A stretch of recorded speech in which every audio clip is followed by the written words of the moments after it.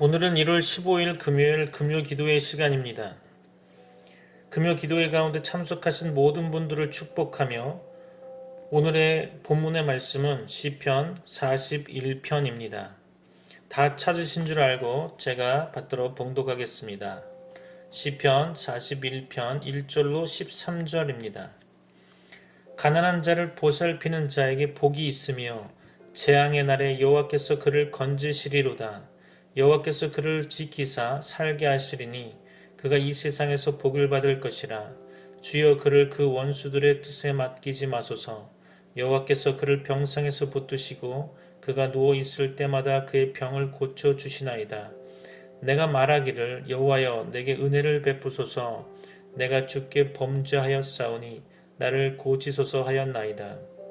나의 원수가 내게 대하여 악담하기를 그가 어느 때에나 죽고 그의 이름이 언제나 없어질까 하며 나를 보러 와서는 거짓을 말하고 그의 중심에 악을 쌓았다가 나가서는 이를 널리 선포하오며 나를 미워하는 자가 다 하나같이 내게 대하여 수근거리고 나를 해하려고 꾀하며 이르기를 악한 병이 그에게 들었으니 이제 그가 눕고 다시 일어나지 못하리라 하오며 내가 신뢰하여 내 떡을 나눠 먹던 나의 가까운 친구도 나를 대적하여 그의 발꿈치를 들었나이다. 그러하오나 주 여호와여 내게 은혜를 베푸시고 나를 일으키사 내가 그들에게 보응하게 하소서. 이로써 내 원수가 나를 이기지 못하오며 주께서 나를 기뻐하신 줄을 내가 알았나이다. 주께서 나를 온전한 중에 붙드시고 영원히 주 앞에 세우시나이다. 이스라엘의 하나님 여호와를 영원부터 영원까지 송축할지로다. 아멘 아멘. 우리의 영혼이 신앙생활을 하면서 하나님의 성령을 받기 위해서는 언제나 하나님 가까이에서 하나님을 경외하고 하나님 말씀에 순종하며 죄된 삶에서 떠나 하나님이 기뻐하시는 삶을 살아가고자 해야 합니다. 또한 세상을 살면서 하나님의 마음을 아프게 하던 더러운 죄를 하나님 앞에 회개하고 용서함을 받으며 하나님과 열심으로 교제를 나누어야 합니다. 더불어 하나님 중심적인 삶을 통하여 하나님께 감사와 영광을 돌리는 삶을 살아가야 합니다. 하나님의 성령은 하나님이 우리에게 허락하시는 영적인 선물이기에 세상의 수단과 방법으로는 그 누구도 받을 수가 없습니다. 오로지 하나님의 은혜로만 받을 수 있는 것입니다. 그러나 많은 이들이 성령을 받지 못한 채 살아가는 모습을 보게 됩니다. 성령을 받기 위해서는 우리의 영혼이 하나님을 뜨겁게 사모하고 갈망하며 죄된 삶에서 떠나야 합니다. 우리가 세상의 것을 사랑하면서 하나님의 성령을 함께 받을 수는 없습니다. 왜냐하면 성령의 소욕은 육체의 소욕은 성령의 소욕을 서로 거슬리고 대적하기 때문이죠. 또한 세상이 아닌 하나님만을 전적으로 의뢰하고 의지하며 믿음으로 고백해야 합니다. 하나님의 성령은 크신 권능으로 임재하시기에 우리의 영혼과 마음과 삶을 변화시킬 수 있습니다. 그러나 우리의 영혼과 마음과 삶이 하나님께 집중하지 못하고 세상을 갈구하고 바라본다면 우리의 마음은 하나님의 성령을 받을 수 있는 준비가 되어 있지 못하게 되는 것이죠. 그렇게 되면 하나님의 성령이 임재하시지 않기 때문에 받을 수 없을 것입니다. 우리의 영혼과 마음은 하나님의 성령이 임재하실 수 있도록 깨끗한 빈 그릇과 같아야 합니다. 그러기에 우리의 영혼은 예수님의 보혈의 피로 깨끗이 씻김을 받아야 하는 것이죠. 우리의 영혼이 예수님의 보혈의 피로 깨끗이 씻김을 받기 위해서는 언제나 하나님 안에 거하며 하나님의 은혜를 갈구하고 하나님을 갈망해야 할 것입니다. 늘 기도함으로 우리의 영혼이 하나님 앞에 깨어 있어야 합니다. 우리의 입술은 하나님을 높이고 하나님을 자랑하며 하나님을 찬양해야 합니다. 그렇기 때문에 하나님께 드려지는 예배나 기도나 찬양이나 교제는 진실해야 하고 성심으로 해야 할 것입니다. 또한 사단의 유혹이나 달콤한 속삭임에 귀 기울이지 말아야 합니다. 작은 것에라도 관심과 한눈을 팔아서는 안 되겠죠. 사단은 우리의 영혼이 하나님의 성령을 받지 못하도록 간섭을 하고 방해를 하기 때문입니다. 성령을 받지 못하도록 간섭과 방해를 할 뿐만 아니라 하나님께 받은 성령마저도 흠내고 더럽히며 갉아먹어 하나님의 성령을 근심하게 하고 아프게 합니다. 우리의 마음 가운데 하나님보다 더 좋아하고 사랑하는 세상의 것들이 있다면 그리고 그것에 집착한다면 그것으로 말미암아 하나님의 성령을 받는데 걸림돌이 된다는 사실을 알아야 할 것입니다. 하나님은 하나님을 사모하며 기도하는 영혼에 하나님의 성령을 선물로 주십니다. 그러나 우리의 마음이 하나님보다 더 좋아하고 사랑하는 것으로 가득하다면 하나님의 성령이 임재하실 수 없게 되는 것이죠. 왜냐하면 우리가 세상적으로 좋아하고 사랑하는 것을 통하여 사단이 역사하기 때문입니다. 우리의 마음을 사단이 하나님보다 세상적인 것을 좋아하고 사랑하는 것에 집착하게 하여 세상적인 것에 물들이게 함으로써 하나님보다 세상의 것들을 더 사랑하고 집중하도록 만들기 때문이죠. 하나님을 사랑하십시오. 하나님의 성령을 사모하십시오. 그리고 죄된 삶에서 떠나 자유함 속에서 하나님을 기쁘시게 하는 삶을 살아가십시오. 하나님과 교제하고 관계 맺는 삶을 게을리하지 마십시오. 하나님을 의뢰하고 의지하며 하나님을 구하십시오. 날마다 하나님을 부르짖고 찾으십시오. 하나님의 성령이 우리 안에 크신 사랑과 은혜로 임재하실 것입니다. 오늘도 말씀을 읽어가며 하나님의 말씀을 상고해 보고자 합니다. 1절로 3절 말씀입니다. 가난한 자를 보살피는 자에게 복이 있으며 세상 재앙의 날에 여호와께서 그를 건지시리로다. 여호와께서 그를 지키사 살게 하시리니 그가 이 세상에서 복을 받을 것이라. 주여 그를 그 원수들의 뜻에 맡기지 마소서. 여호와께서 그를 병상에서 붙드시고 그가 누워 있을 때마다 그의 병을 고쳐 주시나이다. 아멘. 다윗은 가난한 자를 보살피는 자가 복이 있다고 말합니다. 비천하고 연약하고 가난한 자를 배려하는 자가 복이 있는 까닭은 그가 하나님의 선하신 마음을 본받았기 때문이겠죠. 성경은 하나님께서 고아를 도우시는 자시요 과부의 재판장이라고 시편 10편에서 또는 68편에서 말씀합니다. 하나님께서는 의로우신 하나님이실 뿐 아니라 또한 선하신 하나님이십니다. 다윗은 그런 자가 받을 복에 대해 말합니다.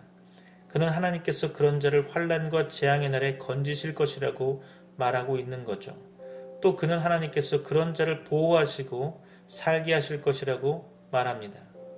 하나님과 같이 선한 마음을 품고 사는 자들은 이 세상에서 그런 복을 받을 것입니다. 다윗은 또 주여 저를 그 원수의 뜻에 맡기지 마소서라고 고백합니다. 이 구절은 주께서 저를 그 원수의 뜻에 맡기지 않으시리이다라고 번역하는 것이 더 나은 것 같습니다. 하나님께서는 그가 원수들에게 해를 당치 않도록 지키시고 보호하시고 구원하실 것입니다. 또 다윗은 여호와께서 최악한 병상에서 저를 붙드시고 저의 병중 그 자리를 다 고쳐 펴시나이다 라고 말합니다. 하나님께서는 그의 병중에 그의 연약한 병상에서 그를 붙드시고 치료하셔서 회복시키실 것입니다. 그가 연약한 자를 배려했듯이 하나님께서는 그가 연약할 때 그를 배려하실 것입니다. 하나님께서는 치료하시는 하나님이십니다. 출애굽기 15장 26절 말씀에 나는 너희를 치료하는 여호와임이니라. 시편 103편 2절로 4절에 내 영혼아 여호와를 송축하며 그 모든 은택을 잊지 말지어다. 저가 내 모든 죄악을 사하시며 내 모든 병을 고치시며 내 생명을 파멸해서 구속하시고 인자와 궁일로 관을 씌우시며. 4절 말씀입니다. 내가 말하기를 여호와여 내게 은혜를 베푸소서. 내가 주께 범죄하였사오니 나를 고치소서 하였나이다. 다윗은 병중에서 회개하며 하나님의 긍휼을 구하며 영혼의 치료를 간구하고 있습니다. 사람에게 있어서 육신의 병의 치료보다 영혼의 회복이 더 중요하고 영혼이 회복되면 육신의 치료도 뒤따를 것이라 생각됩니다. 그러므로 야고보는 우리가 병들었을 때에 너희 죄를 서로 고하며 병 낫기를 위하여 서로 기도하라 라고 야고보서 5장 16절에는 말씀하고 있는 것입니다. 5절로 9절 말씀 볼까요? 나의 원수가 내게 대하여 악담하기를 그가 어느 때에나 죽고 그의 이름이 언제나 없어질까 하며 나를 보러 와서는 거짓을 말하고 그의 중심에 악을 쌓았다가 나가서는 이를 널리 선포하오며 나를 미워하는 자가 다 하나같이 내게 대하여 수근거리고 나를 해하려고 꾀하며 이르기를 악한 병이 그에게 들었으니 이제 그가 눕고 다시 일어나지 못하리라 하오며 내가 신뢰하여 내 떡을 나눠 먹던 나의 가까운 친구도 나를 대적하여 그의 발꿈치를 들었나이다. 아멘. 다윗은 몸만 아픈 것이 아니고 원수들로 인한 심적 고통도 컸다고 봅니다. 그의 원수들은 그가 언제 죽어 망할 것인가 하며 악담하였다고 하죠. 그들은 그를 보러 와서는 그를 위하는 것 같이 거짓을 말하고 심중에 간악을 품었다가 나가서는 그를 비방하는 말들을 퍼뜨렸다는 것입니다. 그를 미워하는 모든 자들은 그에 대해 수근거리고 그를 해하려고 꾀하며 그가 악한 병에 걸렸으니 이제 눕고 다시 일어나지 못하리라고 말했다는 것입니다. 성도들은 비천하고 연약한 자를 배려하지만 악인들은 성도와 너무 다릅니다. 심지어 그가 믿고 신뢰했고 그와 친근히 식탁 교제를 나누었던 그의 가까운 친구들도 그를 대적하여 발꿈치를 들었다고 본문은 기록합니다. 다윗은 마음에 큰 상함과 슬픔을 가졌을 것입니다. 이 구절은 요한복음 13장 18절에서 메시아 예언으로 인용되었습니다. 예수님의 12제자 중 가룟 유다는 3년간이나 주님을 따르며 많은 말씀과 기적들을 듣고 보았고 그의 사랑을 받아 재정관리까지 맡았으나 그를 배신하고 결국 은삼십에 팔아 넘겼습니다. 10절로 13절입니다. 그러하오나 주 여호와여 내게 은혜를 베푸시고 나를 일으키사 내가 그들에게 보응하게 하소서. 이로써 내 원수가 나를 이기지 못하오니 주께서 나를 기뻐하시는 줄을 내가 알았나이다. 주께서 나를 온전한 중에 붙드시고 영원히 주 앞에 세우시나이다. 이스라엘의 하나님 여호와를 영원부터 영원까지 송축할지로다. 아멘 아멘. 다윗은 고난 중에 낙심하지 않고 하나님께 기도하며 그의 긍휼을 구하고 있습니다. 또 그는 그의 긍휼로 그를 병상에서 일으키심으로 원수들에게 되갚음이 되기를 원합니다. 성도의 구원과 승리는 단지 자신의 명예를 위함이 아니고 그가 섬기는 하나님의 명예를 위함입니다. 다윗은 또 그의 원수들이 그를 이기지 못함을 볼 때 주께서 그를 기뻐하시는 줄을 안다고 고백하고 있습니다. 세상의 모든 일들을 주권적으로 섭리하시는 하나님께서 성도의 원수들이 그를 이기지 못하게 하시는 것은 성도를 기뻐하시는 확실한 증거입니다. 또 다윗은 그의 원수들과 대조하여 주께서 그를 그의 완전함 가운데 붙드시고 영영이 주의 앞에 세우실 것을 확신하고 있습니다. 그의 완전함이라는 것은 그의 칭의와 그의 성화를 다 포함하는 것입니다. 칭의는 법적 의이며 성화는 실제적 의입니다. 하나님께서는 우리를 예수 그리스도의 십자가 대속의 의로 구속하셨고 우리를 의롭다고 여기셨고 또 우리를 거룩하게 하시며 평생 우리를 의의 길로 인도하십니다. 칭의와 성화는 다 하나님이 하시는 일이요 하나님의 은혜인 것입니다. 참 성도는 하나님을 믿고 그의 계명을 순종하고 죄를 멀리하고 의와 선을 실천합니다. 또 영영이 그의 앞에 세우신다는 말은 구원의 영원한 보장성을 가리키고 있습니다. 구원받은 성도는 하나님의 은혜로 끝까지 참고 견딜 것입니다. 빌립보서 1장 6절에 너희 속에 착한 일을 시작하신 이가 그리스도 예수의 날까지 이루실 줄을 우리가 확신하노라. 이제 다윗은 여호와 하나님을 영원부터 영원까지 찬송할 것이라고 말하며 아멘 아멘으로 글을 마치고 있습니다. 하나님께서 택하시고 구원하신 자는 하나님을 영원히 찬송할 것입니다. 찬송은 하나님의 구원의 목적이며 구원받은 성도의 마땅한 바입니다. 말씀을 마무리하면서 몇 가지 이야기하려고 합니다. 인생은 기쁨과 슬픔이 교차하고 행복과 불행이 마주치고 빛과 어둠이 상존합니다. 인간이 가장 행복할 때가 사랑하고 사랑받을 때라고 생각합니다. 하지만 사랑하기 시작하면서부터 집착하게 되고 갈등하면서 사랑의 이중성이 나타나기도 합니다. 사랑은 기쁨과 행복의 샘물이 되기도 하지만 슬픔과 불행의 샘물이 되기도 하죠. 기독교에서도 인생이란 죄로 인하여 서로 미워하고 시기하고 싸우며 다투고 음행과 방탕함으로 가득한 곳이라고 지적하고 있습니다. 결국 인생의 실존이란 기독교의 관점에서는 수고와 슬픔뿐인 거죠. 모든 인생이 짊어지고 해결해야 할 이러한 고통과 고난과 죽음의 문제를 어떻게 해결할 것입니까? 그 해답을 찾아가는 과정에서 다양한 종교들이 등장합니다. 인간은 많은 학문을 배우거나 계율을 지키고 수행함으로써 절대로 죄의 증상들로 나타난 고통과 고난과 죽음으로부터 자유롭게 될 수 없습니다. 오히려 성경에서는 많은 학문을 배우고 계율을 지키기 위해서 노력하면 할수록 자신의 한계는 더 분명하게 드러나고 절망할 수밖에 없다고 지적하고 있습니다. 인간의 지혜는 하나님의 지혜를 깨달아 알 수 없기에 배움을 통하여 문제를 해결한다는 것은 한계에 부딪힐 수밖에 없으며 계율을 지킴으로 율법을 지킴으로 문제를 해결하려는 자는 율법을 지키려고 노력하면 할수록 자신이 그 계율과 율법을 온전히 수용할 수 없다는 한계를 깨달아 더욱 절망하게 된다고 성경은 지적합니다. 기독교에서는 인간 실존의 고난과 고통과 죽음의 문제는 자기로부터의 구원이 아니라 외부로부터의 구원으로만 가능하다고 이야기합니다. 예를 들어 수영을 못해서 물에 빠져 죽어가는 사람에게 헤엄을 쳐서 스스로의 힘으로 빠져나오라고 말하는 것은 그 사람에게 구원의 길이 될 수 없습니다. 수영을 못하고 죽어가는 사람을 구원하기 위해서는 구조 요원이 나타나서 그에게 손을 내밀고 건져주어야만 살아날 수 있을 것입니다. 인간이 고난과 고통의 삶을 살다가 죽음에 이르게 되는 원인은 죄 때문이라고 합니다. 욕심과 죄로 인하여 나타나는 증상이 고난과 고통과 죽음인 것입니다. 이 죄의 문제를 해결하지 않고서는 인간이 당하는 모든 고난과 고통과 죽음의 증상들을 피해갈 수 없습니다. 인간을 창조하신 하나님께서는 인간의 욕심과 욕망으로부터 파생된 죄의 문제를 해결하기 위해 성자 예수님을 이 땅에 보내셨습니다.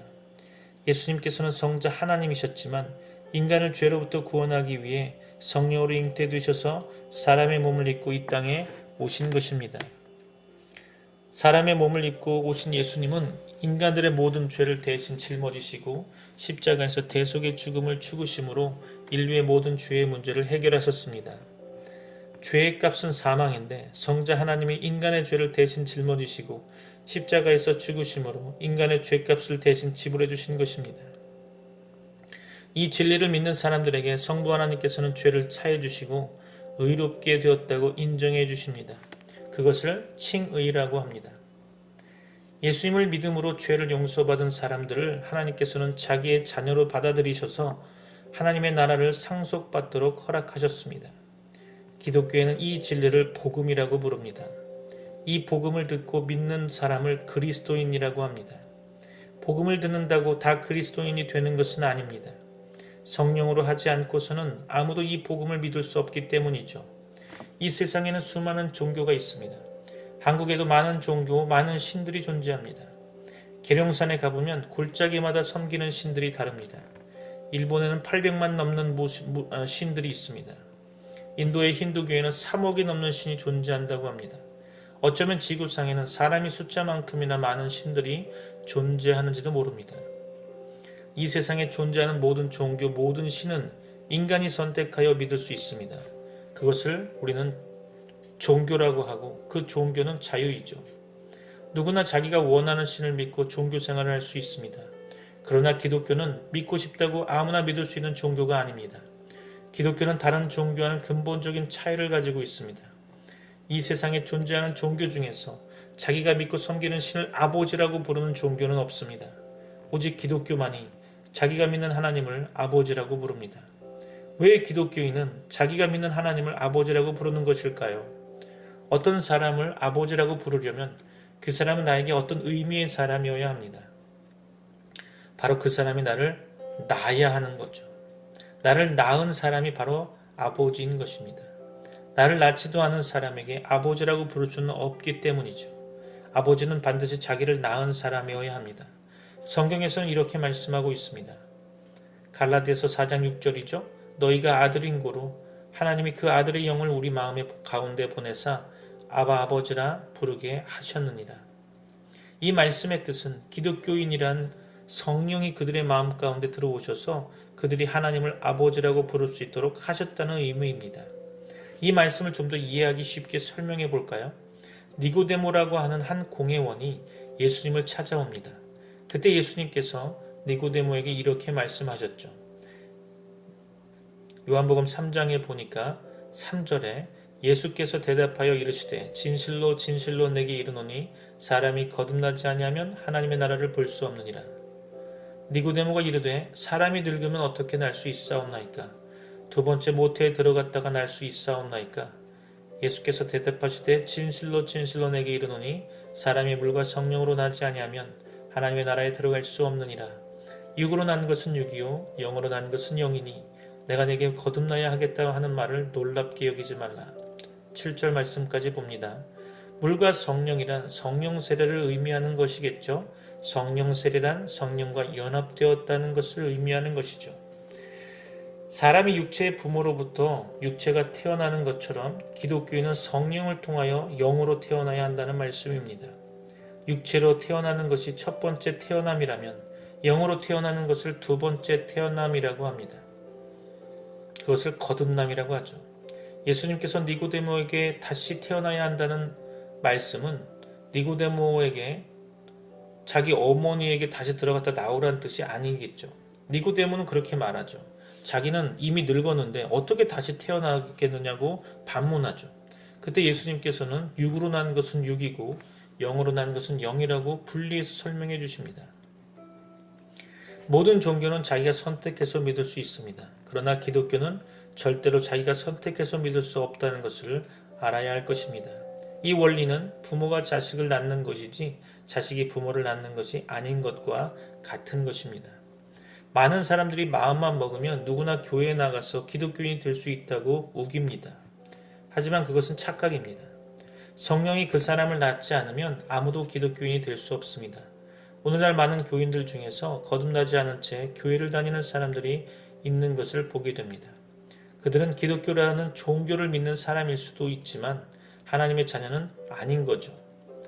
성령으로 나음을 입지 않은 채 신앙생활을 하는 사람들은 계속 육으로 신앙생활을 하는 거죠.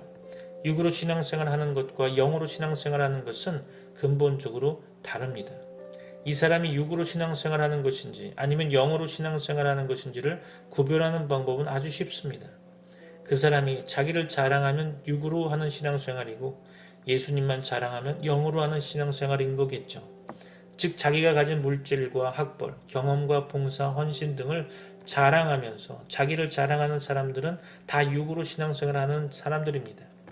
하지만 육적으로 자랑할 만한 것을 가지고 있지만 겸손하게 헌신하고 충성하면서 자기를 나타내지 않고 예수님만 자랑하는 사람들은 성령으로 신앙생활하는 사람들이라고 생각됩니다.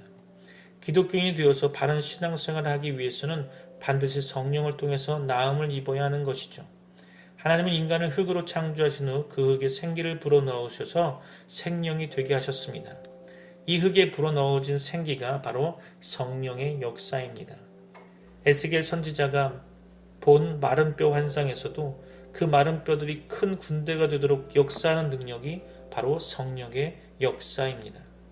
성령은 흙도 생명이 되게 하시며 마른 뼈도 군대가 되도록 역사하는 생명 자체이십니다. 그러므로 기독교인이 되려면 무엇보다도 성령으로 나음을 입어야 합니다. 성경을 읽어보면 성령이 하나님의 자녀들을 낳으시며 그 낳으신 성도들을 거룩한 백성으로 성화시키시며 마지막 때 그 성도들을 부활시키셔서 영화롭게 하십니다. 이 땅에 오신 예수님도 성령으로 잉태되셨고 성령의 능력으로 사명을 완수하시고 성령의 능력으로 부활하셨습니다. 성령을 떠나서는 기독교인으로서 단 한 걸음도 옮길 수 없는 것이죠. 이 핵심적인 진리를 잘 깨달아야 할 것입니다.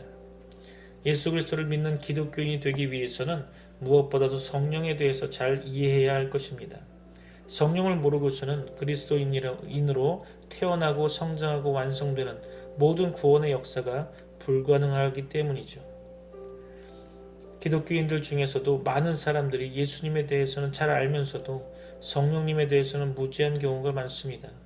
성령님에 대해서 더 많이 배우고 의지할 때 신앙이 성장하고 열매 맺을 수 있는 것입니다. 오늘도 이 땅에서 예수 그리스도가 완성하신 구원을 한 사람에게 적용하셔서 낳으시고 키우시고 성장시키는 역사를 성령님이 하고 계십니다. 그렇다면 어떻게 성령을 만나고 경험할 수 있을까요? 성령을 만나기 위하여 금식하고 고행하고 열심히 찾아야 할까요? 아닙니다. 성령은 인간의 행위와 노력으로 만날 수 없습니다.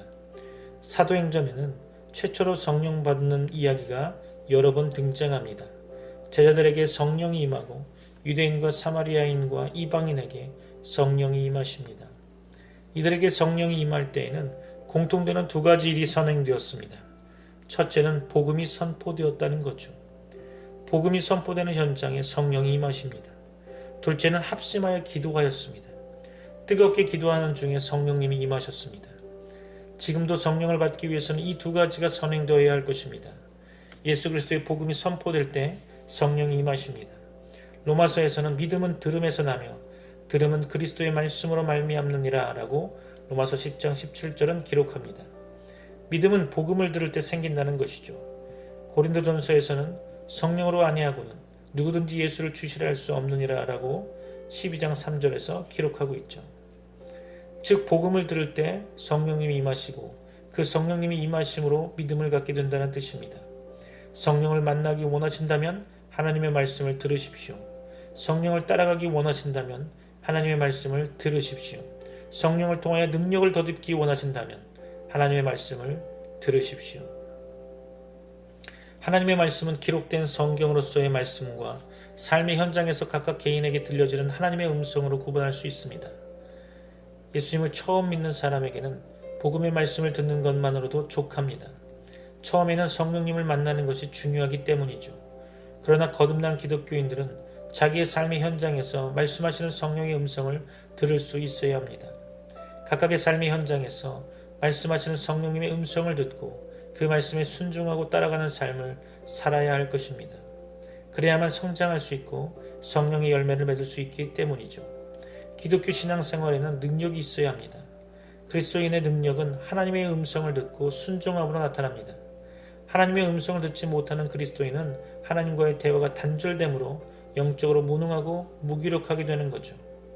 그리스도인은 반드시 하나님의 음성을 듣고 순종하는 법을 배워야 합니다. 하나님의 음성은 왜 사람과 사람이 말하듯이 선명하게 들리지 않는 것일까요? 어떤 사람은 꿈속에서 하나님의 음성을 듣거나 환상 가운데 듣기도 합니다. 하지만 그런 경우는 일반적인 현상이 아니죠. 저는 40년 동안 신앙생활을 하였지만 이제 50년이죠. 50년 가까이 신앙생활을 하였지만 하나님이 환상이나 꿈을 통하여 음성을 들려주신 적은 한 번도 없습니다. 제 주변의 많은 목사님과 성도님들도 꿈이나 환상을 통해서 하나님의 음성을 듣는 경우는 거의 없습니다. 듣는 사람도 있겠지만 거의 없습니다. 하나님은 아주 특별한 경우에 꿈이나 환상을 통해서 음성을 들려주시기도 하지만 그런 경우는 일반적으로 일어나지는 않습니다. 하나님의 음성을 꿈이나 환상을 통하여 자주 듣는다고 주장하는 사람이 있다면 그 사람은 정신적인 문제가 있거나 무속신앙을 가진 사람일 가능성이 매우 크다고 생각됩니다. 하나님이 꿈이나 환상을 통해서 음성을 들려주지 않으시는 이유는 이미 자신의 음성을 완성하여 계시로 주셨기 때문이죠. 그 계시가 바로 성경입니다. 하나님의 음성을 듣기 위해서는 먼저 성경 말씀에 주의해야 합니다. 말씀을 읽고 배우는 것이 하나님의 음성을 듣는데 가장 먼저 행해야 하는 방법이죠. 한국 사람이 중국 사람의 음성을 알아듣지 못합니다. 왜냐하면 중국말을 할 수 없기 때문이죠. 한국 사람이 중국 사람의 음성을 알아듣기 위해서는 중국어 회화를 공부해야 합니다. 하나님의 음성을 듣는 방법도 마찬가지라 생각됩니다. 하나님은 영이시기 때문에 영으로 말씀하십니다. 인간은 육체이기 때문에 영으로 말씀하시는 하나님의 음성을 귀로 들을 수 없는 것가 당연하겠죠. 하나님이 인간의 육체인 귀를 통해서 말씀하신다고 생각하는 것 자체가 비성경적이고 비상식적입니다. 중국 사람과 대화하기 위해서 중국어 회화책을 배워야 하듯이 하나님의 음성을 듣기 위해서는 하나님의 회화책인 성경을 배워야 합니다. 성경은 1000년 넘게 하나님이 선지자들과 사도들과 말씀하신 영적인 회화책입니다. 성경을 배우지 않으면 하나님의 음성은 들을 수 없게 되는 것입니다. 제가 깨달은 하나님의 음성 듣는 법 7가지를 한번 소개해 보려고 합니다. 첫째는 하나님은 성경 말씀을 통하여 말씀하십니다. 하나님의 음성을 듣기 위해서는 반드시 성경 말씀을 체계적으로 공부해야 합니다. 중국어를 공부해야 중국 사람의 음성을 분별할 수 있는 것과 동일한 원리이죠. 둘째는 그 말씀에 순종하는 훈련을 받아야 합니다. 순종하지 않는 신앙생활은 자기의 욕심과 욕망에 사로잡혀 있기 때문에 영적으로 말씀하시는 하나님의 음성을 분별하거나 듣지 못합니다. 셋째, 자신의 모든 죄와 허물을 회개해야 합니다. 죄 가운데서 사는 사람에게는 하나님의 음성이 들리지 않습니다. 하나님은 회개하는 사람에게 말씀하십니다. 넷째로, 하나님의 음성을 듣기 원하는 간절한 마음을 가져야 합니다. 하나님은 인격적인 분이십니다. 자기를 간절히 찾고 사모하는 사람을 만나 주십니다. 다섯 번째로 항상 기도해야 할 것입니다. 기도는 하나님과의 대화이죠. 기도를 통하여 하나님의 음성을 듣게 되는 것입니다. 여섯 번째로 기도와 말씀을 통하여 자신에게 말씀하시는 하나님의 음성을 믿어야 합니다. 믿음이 화합되지 않으면 하나님의 음성은 소멸되고 맙니다. 기도와 말씀을 통하여 들려지는 하나님의 음성이 자기 주관적인 생각인지 혹은 악한 영의 음성인지 성경 말씀을 통하여 검증해 보아야 될 것입니다. 일곱 번째로 열매를 통해서 하나님의 음성을 확인해야 합니다. 하나님의 음성에는 반드시 선한 열매가 있습니다. 성령의 열매가 있고 응답의 열매가 있습니다. 하나님의 음성을 듣고 순종하는 삶을 통하여 경험되는 열매를 통하여 그리스도인은 점점 더 강력한 능력을 소유하게 되는 것입니다.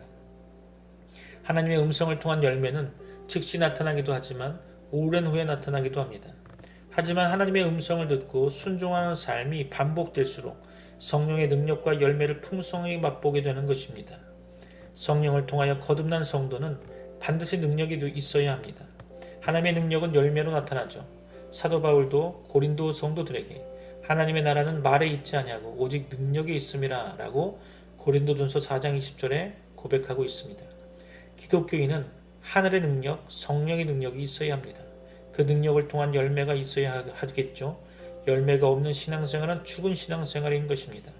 하나님의 음성을 매일 매순간 듣고 따라감으로 성령의 능력, 그리스도의 능력이 나타나는 신앙생활이 되시기 바랍니다. 기독교의 핵심 진리는 대비되는 두 단어의 개념을 이해함으로 더 선명하게 깨달을 수 있을 것입니다. 바로 은혜와 율법이죠. 신앙생활이란 은혜 생활입니다. 은혜가 없는 신앙생활은 불가능합니다. 은혜로 하는 신앙생활은 자기를 자랑하지 못합니다. 은혜란 자기로 말미암아 결과된 것이 하나도 없기 때문이죠. 따라서 은혜를 받은 그리스도인은 모두에게 은혜의 통로가 되는 것입니다. 은혜를 받아 신앙생활하는 교회에서는 오직 용서와 화해와 자비와 긍휼이 있을 뿐입니다. 아무도 누구를 판단하거나 정죄할 수 없습니다. 모두가 다 죄 아래 파산한 존재였습니다. 하나님께서 무조건적인 은혜로 회복시켜 주신 존재가 바로 그리스도인인 것입니다. 그러므로 모든 그리스도인들은 모두를 용서하고 긍휼히 여겨야 할 것입니다. 그리고 자기를 자랑하지 말아야 할 것입니다. 그것이 은혜의 세계입니다. 말씀이 좀 길었던 것 같습니다. 말씀을 마무리하려고 합니다. 오늘 본문 시편 41편의 말씀을 몇 가지로 정리해 보려고 합니다. 첫째로 우리는 비천하고 연약하고 가난한 자를 배려하는 자가 되어야 할 것입니다. 이런 자가 복이 있다고 성경은 기록하고 있죠. 이것은 하나님의 마음을 품는 것입니다. 우리는 하나님의 마음을 품고 남을 긍휼히 여기는 선한 자가 되어야 할 것입니다. 이것은 재앙의 날에도 구원을 얻는 복된 길입니다. 둘째로 하나님께서는 쇠약한 병상에 있는 성도를 붙드십니다. 하나님께서는 우리를 치료하는 하나님이십니다. 그러므로 야고보는 너희 중에 병든 자가 있느냐? 저는 교회의 장로들을 청할 것이요 그들은 주의 이름으로 기름을 바르며 위하여 기도할지니라. 믿음의 기도는 병든 자를 구원하리니 주께서 저를 일으키시리라. 혹시 죄를 범하였을지라도 사하심을 얻으리라. 이러므로 너희 죄를 서로 고하며 병 낫기를 위하여 서로 기도하라. 의인의 간구는 역사하는 힘이 많으니라. 라고 야고보서 5장 14절로 16절 말씀합니다. 하나님께서는 성도에게 건강의 회복을 주실 것입니다. 셋째로 하나님께서는 성도의 원수들이 승리치 못하게 하실 것입니다. 우리가 하나님을 믿고 그의 계명들에 순종하면 하나님께서는 확실히 우리 편이십니다. 하나님께서는 지금도 살아계셔서 성도와 싸우는 자와 싸우실 것이며 성도의 원수들이 결코 승리치 못하게 하실 것입니다. 넷째로 하나님께서는 우리의 완전한 중에 붙드십니다. 성도가 하나님을 경외하고 계명을 지켜 완전함에 거함이 가장 큰 복입니다. 시편 119편 1절이죠. 행위 완전하여 여호와의 법에 행하는 자가 복이 있으며. 오늘도 여러분에게 하나님의 은혜와 복이 충만하시길 소망합니다. 다 같이 기도하겠는데요. 오늘은 제가 예전에 했던 중창 음악을 들려드리려고 합니다. 찬양곡조에 맞춰 여러분의 마음문을 열고 하나님의 얼굴을 구하며 오늘 하나님의 말씀을 기억하며 여러분의 신앙을 고백하는 시간 되시기를 소망합니다. 다 같이 기도하겠습니다.